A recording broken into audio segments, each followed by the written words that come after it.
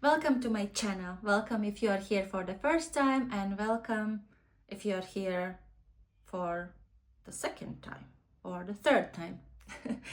My name is Madara. I'm based in Prague, Czechia, and I work in a Montessori school with children ages 6 to 12, and at the same time I'm studying a therapy method called compassionate inquiry, which was designed and developed by Dr. Gabor Mate and Sadaram Kaur. Today's topic is something I've been exploring and thinking about for a very long time. It's called authenticity versus attachment, or for me, what it means for me in my life, and I will show examples of that. It means I want to be liked. And it's a tough life to be constantly worrying if I'm liked or I'm not liked, if I'm safe or not safe, because I'm not the way the others want me to be, perhaps. Anyway, let's travel back to the first time I thought about it. And actually, I don't really remember when was it exactly, but I think it was something like 5 or 6 years ago. I found an article on a web page related to psychology, which was talking about attachment styles and attachment in general and attachment styles. So what is attachment? It is, and I'm gonna read the definition for you. Attachment, those are early connections with primary caregivers. Primary caregivers are people like mom, dad, grandma, whoever, or maybe there are 2 moms or 2 dads, whichever people are in the baby's environment growing up. So these connections serve as a secure base. It shapes a person's ability to trust, regulate emotions, navigate intimacy throughout their entire life.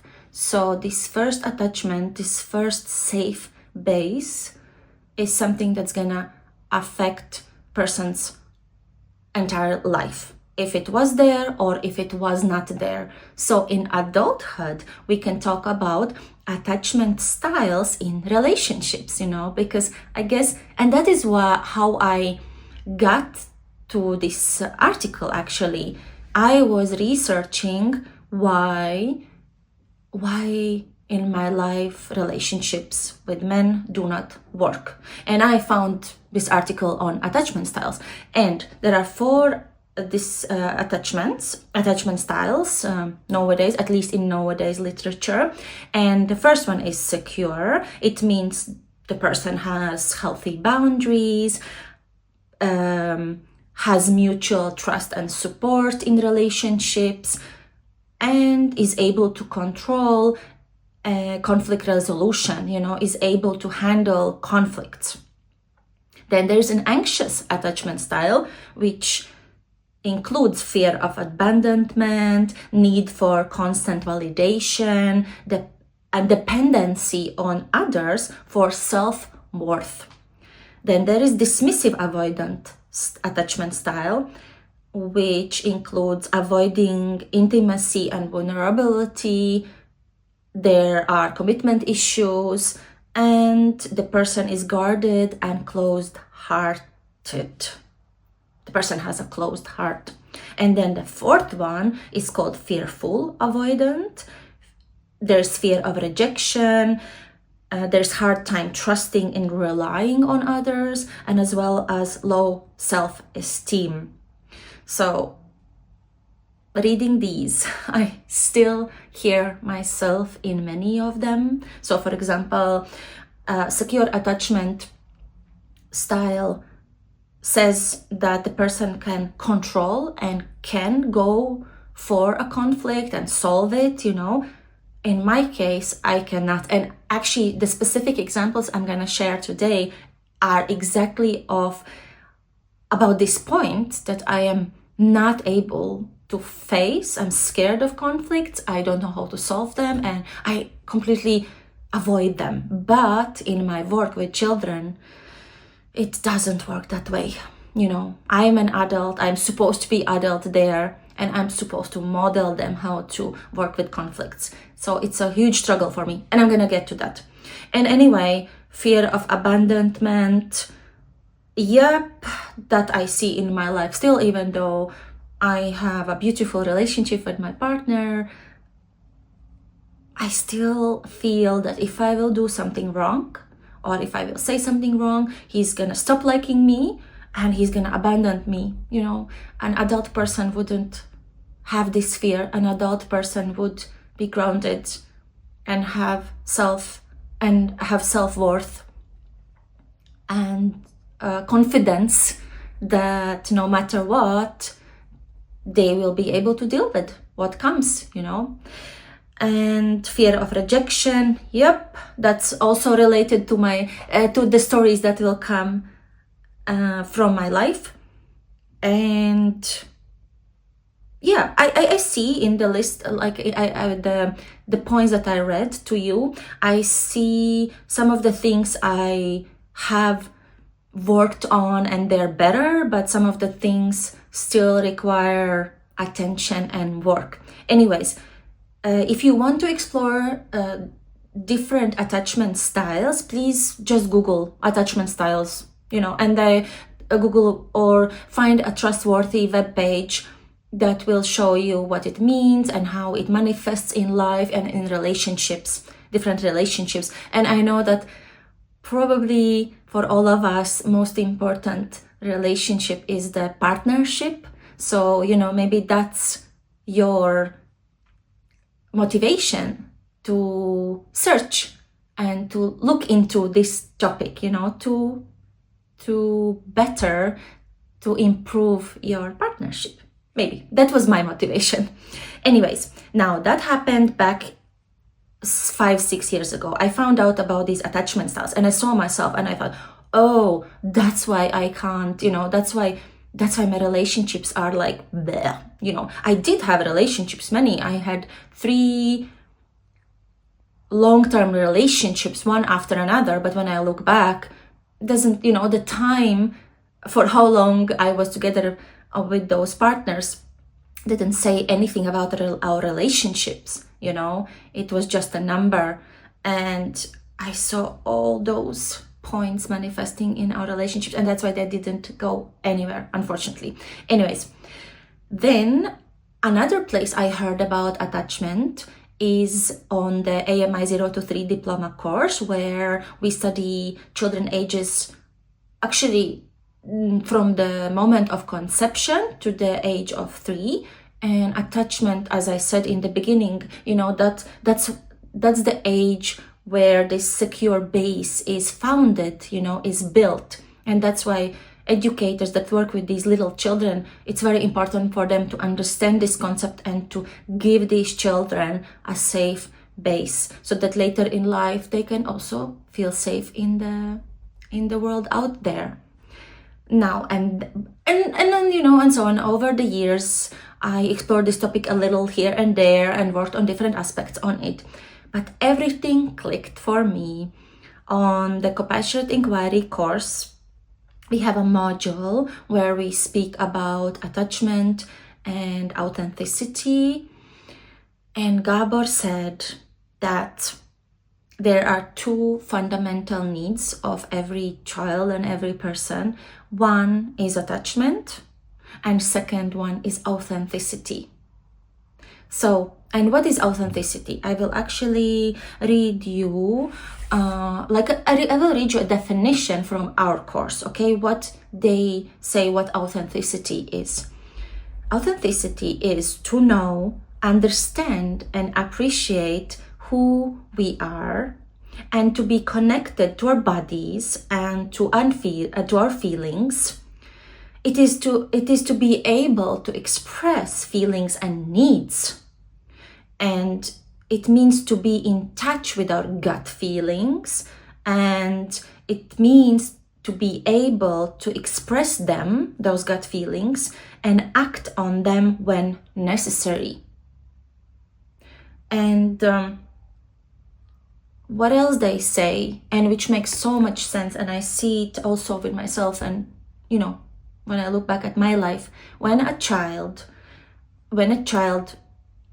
has to choose, if there's a situation when the child has to choose between attachment and authenticity, child will always choose attachment, because child is unprotected, they need the adult. They need it for survival. There's this survival instinct. So what will happen? The child will suppress their authenticity in order to have the attachment.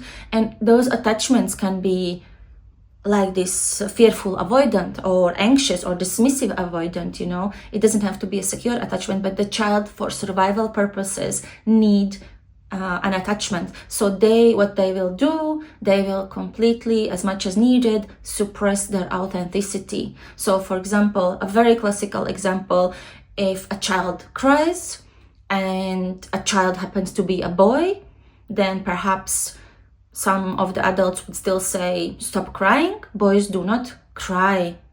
But it's not about boys or girls, right? It's about the child. And why not to cry? If something hurts, cry.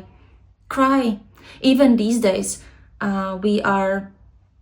people are scared of crying, big emotions, of emotions generally. I know in my current relationship, my current partner, whenever a big emotion came up for me, he would be saying things like, it's okay, it's gonna, it's okay, it's gonna be okay. And I would tell him, yes, it's gonna be okay, but now it's not okay. I'm feeling this, I'm feeling this emotion. I want to feel this emotion. I want to go through this emotion, and then it leaves me, and then I can breathe again and I can move forward. But every single time, if I suppress that big emotion, it doesn't go away. It is suppressed and it stays somewhere in my body or in my emotional body or in my mental body, and one day it's gonna come out. So what is better to live through it in a safe environment like home, or one day releasing it in a public as a burst out of emotions, right? Because that has happened to me too. So anyways, so we would always choose attachment over authenticity. And I think if I think about it, I'm still doing it today. I am observing myself now, as I'm very aware of it now, and trying to improve this aspect of myself.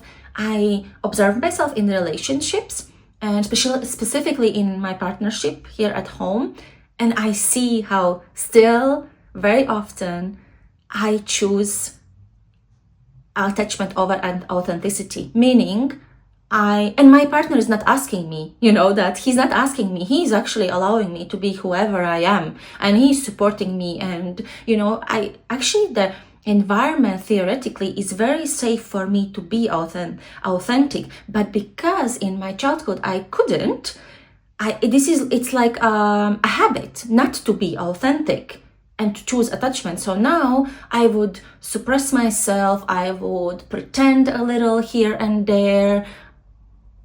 I would make myself as likable as possible for him, still. After knowing everything I know, after being with him, being together with him for years, living together, still it's a habit hard to break, and I'm working on it. So, so it is, choosing attachment in childhood is a brilliant way to survive, so we don't want to make it bad, because that was the only way how we could survive. We had to choose attachment over authenticity, but when we are adults, it becomes a problem. And it is not a conscious choice, and that I think that's what's happening for me. I am aware after it happened, but I can't control it happening, so it's unconscious. I'm just acting that way, and And those coping mechanisms, those adaptations that helped us to secure attachment become our personality. So, for example, a very, very popular and very known example is, to be a good girl. We were asked to be a good girl, whatever that implies. It would mean to have good grades, do not talk back, listen to adults, do as they say, be good to your brother and to your sister even though they are kicking you, be silent even though teacher is mean to you, obey adults in the environment even though they are being unfair to you, but you were asked to be a good girl or a good boy, and that became your personality. And now still some of us, and I see in some of the cases, I am not able to speak back. I am not able to speak up for myself. I am not able to protest because I am supposed to be a good girl. And that's not, and this characteristic, this personality that we develop, I see it's, yes, it is definitely the core of it happens at home in childhood, but then comes the school, and school again molds us in a way we are supposed to be with grades. We were not, for example, where I come from, sharing was a bad thing. We were not supposed to share because then I would be punished for sharing like answers on a test or something, Whereas now I understand, and what we do in Montessori, tests are not about knowing, not about showing how much you don't know, and then being punished for what you don't know, but tests are just another learning opportunity. But because back then I was taught not to share and to keep everything, and I was taught to fight for my own grades. So the less I shared, actually, the more I was rewarded and praised. I was praised. Oh, you are the smart girl. You are. But when I look back, actually, I was not smart at all. I was just able to fit in this system. That the system that was there, that was present back at when I was growing up. And I know public system is doing a lot to improve the school system. The governments are doing, and it's great. However, still, when I sometimes listen what's happening in public schools, it breaks my heart. It absolutely breaks my heart how these children are broken, apart by the system. Anyway, that's another topic. I'm very upset about that aspect of our society and what children have to go through in schools. But that's not the topic for today. Let's get back to authenticity and attachment. So now, I think I have said everything I want to say regarding the theory and how I came to this topic. And now I want to share with you how I see these attachment issues and not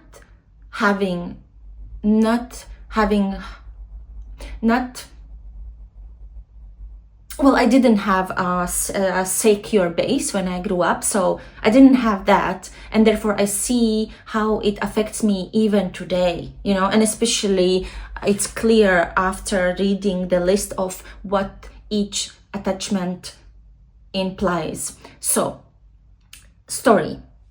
I have a child in my classroom. She is 11 now, and she is one of the sweetest people I know. Okay, so I started working in this classroom 3 years ago. There was lots of protests going on against me, and this is not completely normal behavior from children. I was there once a week, then twice a week, and twice a week is really not enough for them to take you seriously. They kind of think, yeah, well, you come You come in and you go, and who are you to tell us what to do? So fast forward 1 year later, I started working with the same classroom 4 times a week, 4 days a week. And so now I was, more present, very much involved in decision making in the classroom and so on. So I was a stable person for them. And so they started trusting me more. They started listening to me more and respecting me more and so on. And this one girl, every morning she would hug me. When she would come in, she would hug me. And this continued until there was a situation when I was alone in the classroom, and because I'm not the main teacher was out, and children, when the main teacher is not in the classroom, it's like when the parents are not at home, imagine what happens at home. Children come up with many different things to do. The same happens in the classroom when the main teacher, which is their parent at the school, is not present. Lots of things start happening in the classroom. And so I was sitting in the classroom at one of the tables, and I don't remember what I was doing. I think, I was working with a group of other children, but because I was alone in the classroom, I was sitting in at a table where I can see the rest of the classroom, and I see that girl. She starts messing around, and we have something called tone bars. It's a material in the classroom, and when you take a mallet is like a little stick, wooden or plastic stick, and you can play on these tone bars. It's like a piano. It looks like a piano, but it has this bell type of sound. And so what she does is I don't remember exactly, but somehow it happened that she broke the mallet. And I was sitting at the table, and I saw it with one corner of my eyes, and I didn't do anything. I just sat there and I pretended that I didn't see it. An adult person in that situation would have stood up, went to her and started solving the situation. But I couldn't. And why? Because I was so scared to confront her, because she was one of those girls who was the sweetest to me. She gave me this confidence, this feeling of security, that I'm loved, that I am I am worth something, because she hugs me every morning and she shows me love, and I was not able to stand up and confront her.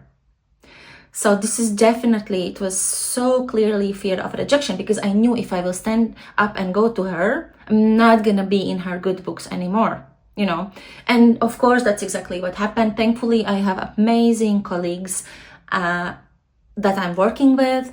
I sat down with them the same afternoon. I told them what happened. I said I couldn't make myself do it. And we did, like, we were like detectives. We researched. We never found the broken mallet, by the way. We don't know.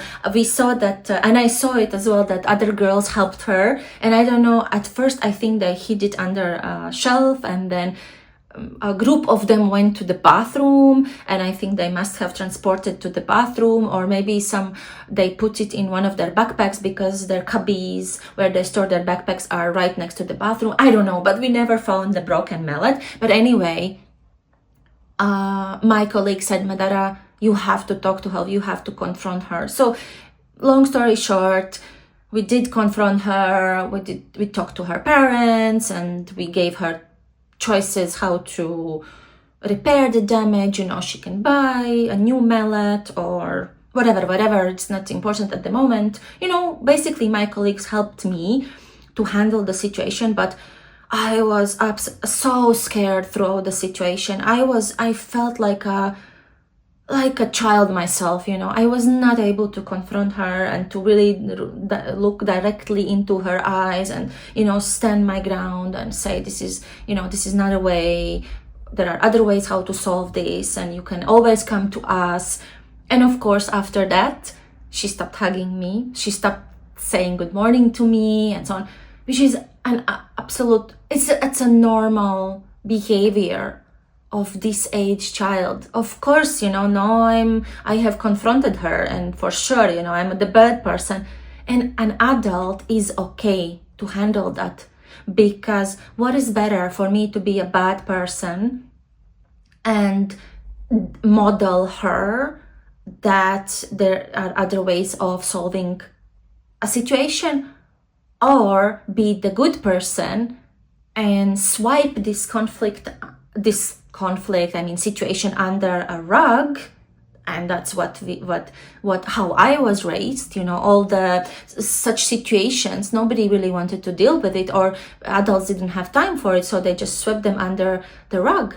And what happened is that I grew up, the adult I am today, not able to deal with conflicts or any challenging situations, because I never had an experience. So what is better for this girl? Of course, it's better for this girl that I am the bad person for some time, but I take responsibility. I'm the adult in this situation. I model her, I talk to her, I let her know that there are consequences to our actions, and we live further, till another situation comes and presents itself.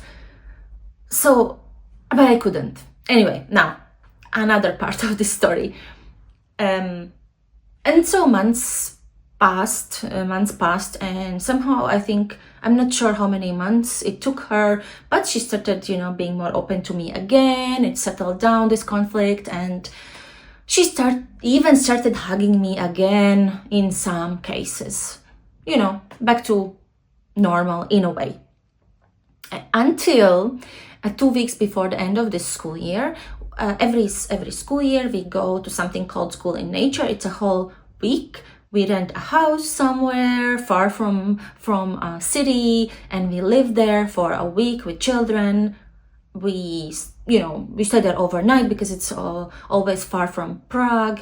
It's somewhere in nature, so we explore the surroundings. We have different activities. We cook together. We go on hikes. We play together, and so on. And another crazy thing happened there. I mean, there was a situation. So the rules for children are following in terms of sleeping, that the little ones, grades 1 and 2, they have to be in beds by 8:30, and they have to stop speaking and be silent at 9, so they can sleep and get the hours they need. For older ones, 3rd, 4th, and 5th graders, they have to be in beds by 9, and they have to stop talking by 9:30. And so around 9:30, we walk around, and those ones who still are whispering, we remind them it's time, so on and so on. Long story short, that girl that I already spoke about and one of her best friends, they were whispering to each other while I was standing next to their beds, and it was way after. It was already 10 o'clock, I think, in the evening, so half an hour after the official quiet time. And I got really angry, and I told them, look guys, if I have to come back again, I will take one of you, and one of you will just sleep in our room, because we have to provide an appropriate environment also for other children sleeping in that room. So this is a rule, and it's not negotiable, and it's just how it is. It's for your health, basically. And then the next day I discussed this with my colleagues again, and we came to a conclusion that it needs to be addressed and that they need to have a consequence. So the consequence for them was that that day, so we spoke with them in the afternoon the next day about that, and we said, look, it seems like you need more time whispering and being together in the room, because before going to the shower and brushing their teeth, they're really not allowed to hang out in the rooms, because that's where the mess happens. So we want them to be outside of their rooms, playing, running, so that we can also see them and interacting with each other. So we said, it seems that you need more time to chat before sleep, so it's fine. Today you have to go and be in bed half an hour earlier than the official time. just the two of them, you know, the ones that were whispering. And that triggered such a reaction. I don't even know how to tell it shortly. So it triggered a reaction. And again, anyway, I guess the event is not, itself is not important, but the point was, the important thing is in it is my inner processes and my fear and my way of navigating through, because again, all these wrong,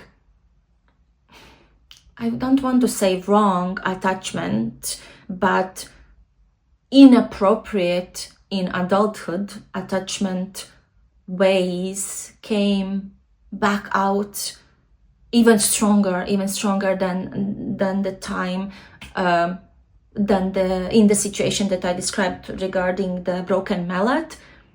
And I felt that I could not handle their emotions. I could not handle my inner processes at the same time.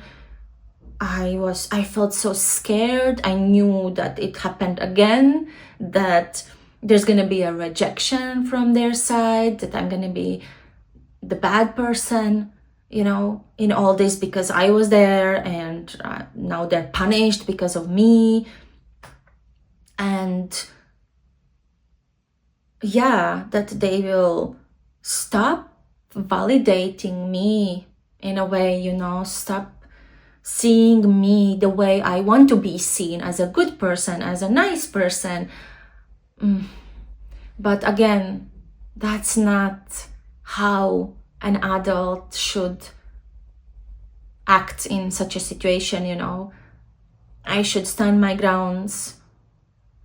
I should have stood my grounds. And in future situations as well, because working with children, you know, age 6 to 12, that's where we deal with most of the conflicts. And we say, our motto in a way is that conflict is our friend. We want conflicts in the 6 to 12 classroom, because that is a safe space for children to exercise their abilities to solve conflicts, to face conflicts, and not only conflicts, you know, different situations. But for that to be able to happen, there needs to be a strong, grounded, confident adult holding the space and holding conversations and holding children and their emotions. So, you know, I am very curious. A new school year is approaching. Okay, we still have months and a half left without children, but still, for me, you know, I feel it's coming very soon. And I'm so curious, maybe I will record another such video on authenticity versus attachment in a year from now, to see what this upcoming school year has taught me, you know, in terms of authenticity versus attachment. Yeah. And one more comment, you know, regarding these situations. My authentic self actually would, of course, be very upset with them and would tell them, look, you crossed the line. There were clear rules. Everybody else followed them. And this is for your safety. It's for other children's safety. It's for your health. You need to be in bed. You need to sleep at a certain time to get in those hours needed. And that's it, you know. And there need to be consequences for your actions, you know, and for your disrespectful even behavior towards me, because I felt some disrespect from them, you know, in that situation. And that would be my authentic self speaking, you know, and saying and standing my ground and being confident. But when I'm in front of them, when I'm in that situation, I cannot say things like I just said to you. I become this small Madara that is not able to be confident, that is not confident, that is scared of abandonment, that is scared of rejection, you know, and doesn't have healthy boundaries and cannot control conflict and does not know how to face it or, go navigate it. So yeah, so authenticity versus attachment. And I have one more thing. Yeah, what I would like to say is that, and this is also from the course, that the purpose of therapy is to help people connect with their in the present authentic self and use the personality as needed, of course, but not be led by personality. So sometimes maybe I need to be that good girl, and that's okay. But this fear, for example, of being bad or fear of not being liked shouldn't lead my way of living. It can come in here and there, and I can welcome it and I can give it some space, but my authentic self, who I am now, should lead my life. And I also understand, and I'm very aware that most of us, we don't even know who we are. Who are we? What is my authenticity? How does it look like? Well, that's something to explore. I'm doing it on a daily basis, and I've been doing it for many years, and I'm still doing it, and I will still be doing it probably for the rest of my life, and which is absolutely okay. Still, the explorations, the work that I've done this far has changed my life undescribably. Life 5 years ago, when I first saw that article about attachment styles, cannot be compared to my life now. I'm able to sit here in front of camera and speak to you, and I would definitely not be able to do that 5-6 years ago, even back then I was talkative and I wanted to share, but I was not able to do so. So yeah, let's keep going, okay? Keep working, keep going. I thank you very much for being here with me today and listening to this video, and leave a comment, send me a private message, subscribe, press like, and see you next time. Thank you so much.